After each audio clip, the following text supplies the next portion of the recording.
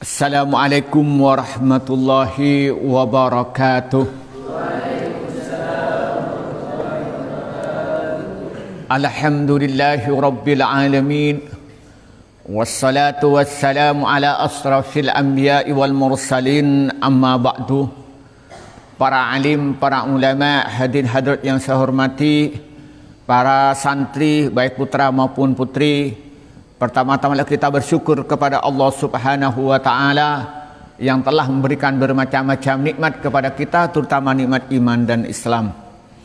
Kedua kalinya rahmat dan salam semoga dicurahkan kepada Nabi Muhammad sallallahu alaihi wasallam. Para santri yang saya hormati, pada pertemuan kali ini kita akan mengkaji kitab Al-Kabair yang dikarang oleh Imam Az-Zahabi. Pada pertemuan kali ini kita akan membahas dosa besar yang ke-26 tentang dosa berbuat zalim. Dengan subpembahasan orang yang berbuat zalim ini akan mendapatkan kerugian disebabkan mendapatkan doa yang tidak baik dari orang yang dizalimi. Bismillahirrahmanirrahim. Wa taqaddama, dan telah dahulu. Ini katanya Imam Az-Zahabi, qauluhu, sabda Nabi Muhammad sallallahu alaihi wasallam li Mu'adzin pada sahabat Mu'ad, hina ba'asah, hingga ketika mengutus siapa Nabi kepada sahabat Mu'ad ilal Yamani, pada negara Yaman. Apa perkataannya? Wattaqi, hendak takutlah engkau wahai Mu'ad, dakwatal mazlumi, pada doanya orang yang dizalimi. Fa innahu, maka sungguhnya orang yang dizalimi, laisa, tidak ada bainaha, antara doanya orang dizalimin, wa bainallahi, dan di antara Allah hijabun, aling-aling. Jadi sirkan satu ketika Rasulullah itu mengutus sahabat Mu'ad bin Jabal menuju Yaman. Apa perintahnya Nabi? Supaya mengajarkan iman kepada penduduk Yaman dan mengajarkan pokok-pokok ajaran Islam kepada penduduk Yaman. Di antaranya diperintahkan untuk mengajak beriman kepada Allah, beriman kepada malaikat, kepada kitab-kitab Allah, beriman kepada utusan Allah, beriman pada malaikat Allah, kemudian beriman pada hari kiamat, beriman kepada qada dan qadar. Kata Rasulullah, kalau sudah beriman, ajaklah mereka itu untuk melaksanakan solat. Kalau mereka sudah melaksanakan solat, ajaklah mereka itu untuk berpuasa. Kalau mereka sudah mau berpuasa, ajaklah mereka itu untuk melaksanakan zakat. Nah, terakhir Rasulullah menyatakan wattaqi da'watal mazlum, hati-hati kamu jangan sampai berbuat zalim kepada siapapun. Kenapa? Karena kalau kamu tuh berbuat zalim, maka hati-hati dakwahnya orang yang dizalimi. Kalau sampai orang yang dizalimi itu berdoa jelek, maka langsung diterima oleh Allah Subhanahu wa taala. Apa kata di sini? Fa innahu laisa bainaha wa bainallahi hijabun. Antara doa orang yang dizalimi antara doa orang yang dizalimi dan antara Allah itu tidak ada aling-aling. Ini istilahnya itu kalam majaz. Kalau bahasa kita namanya metafor. Artinya Allah itu langsung mengabulkan doa orang yang dizalimi yang mendoakan orang yang zalim. Kalau doanya baik, ya dapat baik. Kalau doanya jelek, dapat jelek. Misalnya ada orang namanya A, suka membuli temannya yang namanya B. Karena dia dibuli, dia itu mangkel. Setiap hari dizalimi, doain, ya Allah, semoga dia nanti enggak laku nikah, enggak kawin nanti itu. Jadi apa nanti? STMJ, sudah tua masih jomblo. Kenapa? Dapat doa dari orang yang dizalimi. Hati-hati. Ada nggak yang suka membuli temannya di sini? Nah, itu namanya zalim itu. Hati-hati, jangan diulangi lagi. Nah, pamannya ada orang dia karena dirinya itu gagah, kuat, punya teman yang kecil, lemes, suka dipukul tek setiap hari. Gini kan, dia mau lawan nggak bisa. Lalu berdoa, ya Allah, dia itu zalim kepada kami, Allah diberikanlah penyakit yang lebih kurus dari saya. Dia krempeng jadi kurus, sakit. Ada nggak kayak itu? Hati-hati. Ada yang suka mukul temannya nggak? Nah, ada lagi dia itu suka zalim. Zalimnya di mana? Dia mencaci maki melalui media sosial. Setiap hari mencari kejelekannya. Ya namanya manusia mesti ada keliruannya. Lalu dia dibully bahasa sekarang itu melalui media sosial. Sehingga dia berdoa, ya Allah, balaslah engkau sesuai dengan kehendakmu atas kezaliman dia. Nah, oleh Allah dibalas. Kenapa? Karena doanya yang dizalimi langsung diterima oleh Allah Subhanahu wa taala. Maka karena itu hindari kezaliman. Bisa kezaliman berupa perkataan, bisa berzalim, bisa tindakan. Kalau zalimnya itu orang-orang biasa tidak begitu berat. Kalau zalimnya dia punya kekuasaan, kalau dia punya kekuasaan tingkat RT, berarti bisa berbuat zalim kepada warga RT itu. Nah, kalau dizalimin banyak, berapa orang yang mendoakan jelek? Waduh, celaka hidupnya. Iya, Pak ya? Coba lihat orang-orang yang berbuat zalim itu berakhir dengan kehancuran. Kenapa? Karena dapat doa dari orang yang dizalimi. Dia ketika berkuasa, waduh, gagah sekali, merasa tidak ada yang bisa menandingi. Tapi tak lama kemudian dia terkapar. Kenapa? Karena mendapatkan doa dari yang dizalimi dan langsung Allah menerima doa orang yang dizalimi. Maka karena itu hati-hati santri baik putra maupun putri, jangan sampai berbuat zalim kepada yang lain, terutama yang jadi pengurus, yang jadi ketua pondok, yang jadi keamanan, yang jadi TWT, yang jadi kebersihan, tata boga dan sebagainya. Hati-hati, jangan sampai berbuat zalim. Karena kalau sampai berbuat zalim dia lalu dia berdoa orang yang dizalimi itu langsung diterima oleh Allah Subhanahu wa taala. Biasanya kalau orang dizalimi itu doanya apa? Jelek atau baik? Jelek atau baik?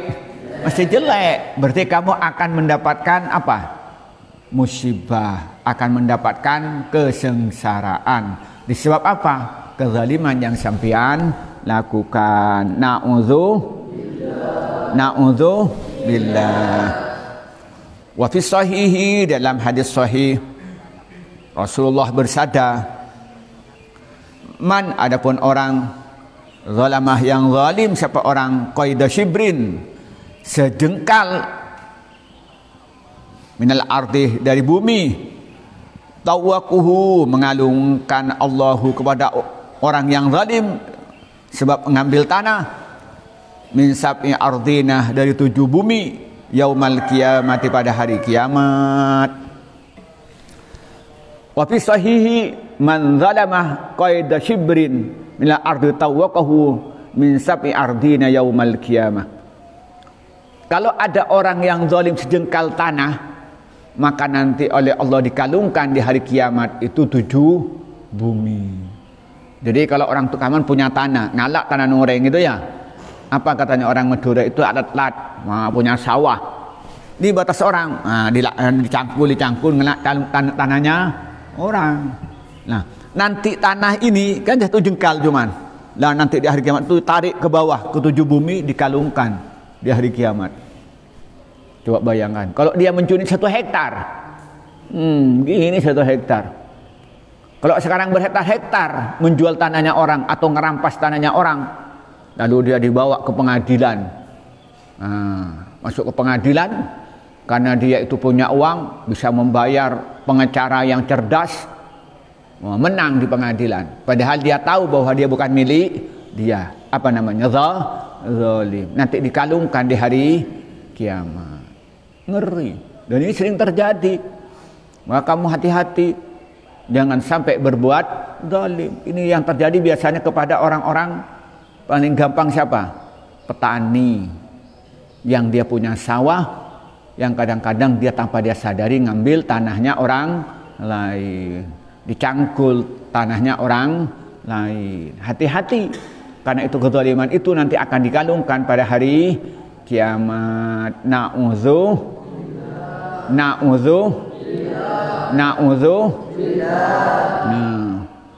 Atau kadang-kadang dia itu tanahnya milik negara, kadang-kadang milik negara juga diambil dia tanpa izin negara. Nah, banyak yang kayak itu, padahal dia tidak punya hak, ini milik negara lalu digarap, padahal dia tidak dapat izin dari pemerintah. Itu termasuk apa? Berbuat zalim, mengambil tanahnya orang lain. Tapi kalau izin, dapat izin sesuai dengan prosedur yang berlaku, itu tidak zalim. Nah, dan ini gampang terjadi. Nah, maka karena itu di sini kalau sampai dia berbuat zalim sedikit saja, satu jengkal tanah aja, maka nanti akan dikalungkan di hari kiamat. Nah, kadang-kadang juga orang yang kumpul rumah dengan tetangga, wah kadang-kadang rumahnya itu dia sengaja, dia itu temboknya dipinggirkan ke milik orang, kadang-kadang pagarnya sengaja dia dilebarkan ngena milik orang. Itu hati-hati, karena nanti di hari kiamat akan diminta pertanggungjawaban jawab karena perbuatan itu termasuk perbuatan zalim. Adabnya apa? Nanti tanah yang diambil akan dijadikan kalung pada hari kiamat. Apa tanah itu tok? Sampai 7 bumi yang dikalungkan. Ngeri apa enggak ngeri? Ngeri. Wa fi ba'dil kutubi, dalam sebagian kitab, yaqulu, berfirman Allah, siapa Allah? Apa isi Allah firmannya? Isyaddah, sangat ghadabi marahku, alaman pada orang zalama yang zalim. Siapa orang? Man, pada orang lam yajid, yang tidak mendapatkan lahu, lam yajid, tidak mendapatkan lahu bagi orang nasiran, lam yajid, tidak mendapatkan apa lahu bagi orang nasir, pada penolong wairi selainku. Jadi sini katanya istadda bi ala man zalama man lam yajid lahu nasira ghairi. Jadi Allah itu sangat marah pada orang yang zalim. Orang itu, orang yang dizalim itu orang yang lemah, yang dia tidak ada yang bisa membantu kecuali Allah. Nah, ini sering sekarang ini hidup di masyarakat karena dirinya orang mempunyai status sosial yang tinggi, mungkin punya kekayaan, dia mungkin punya jabatan, lalu punya tetangga yang lemah, yang tidak punya apa-apa, nah dizalimi. Nah, dia karena orang yang lemah, orang miskin, tidak pintar, tidak punya kedudukan sosial. Wah, Allah tuh marah orang yang berzalim kepada orang yang lemah itu. Kalau di sini bahasanya itu Allah sangat marah kepada orang yang zalim kepada orang lain, di mana orang yang dizalimi itu tidak mempunyai kekuatan apa-apa kecuali dia minta pertolongan kepada Allah. Hati-hati. Jadi makin lemah orang yang dizalimi itu, makin tinggi ancaman dari Allah, makin tinggi murkanya Allah kepada dia. Maka otomatis Allah makin besar ancaman azab baik di dunia maupun di akhirat. Na'udzubillah. Kemudian terakhir, wa ansyada ba'duhum, dan membaca syair siapa sebagian ulama. Apa katanya? La tazlimanna, jangan zalim beneran engkau. Idza ma, tekalannya ada, kun idza ma, tekalan sesuatu, kun tak ada engkau, muqtadiran itu berkuasa. Fazulmuh, maka ada pun zalim, yarji'u, kembali apa ukbahu, kembalinya apa, kembalinya zalim, ilan nadami, pada penyesalan. Tanamu tidur apa ainakah, dua matamu, wal matlumuh, dan adapun orang yang dizalimi, muntabihun itu bangun.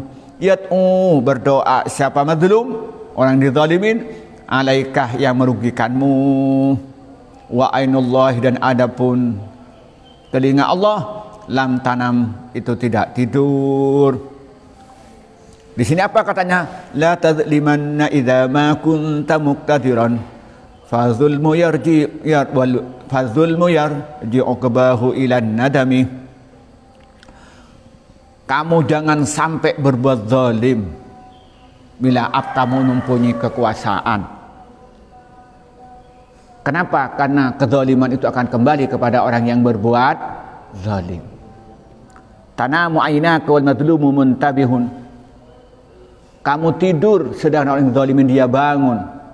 Yat'u 'alaika, berdoa yang isinya itu mencelakakanmu. Wa inallahi lam tanam, dan Allah tidak pernah tidur. Artinya apa?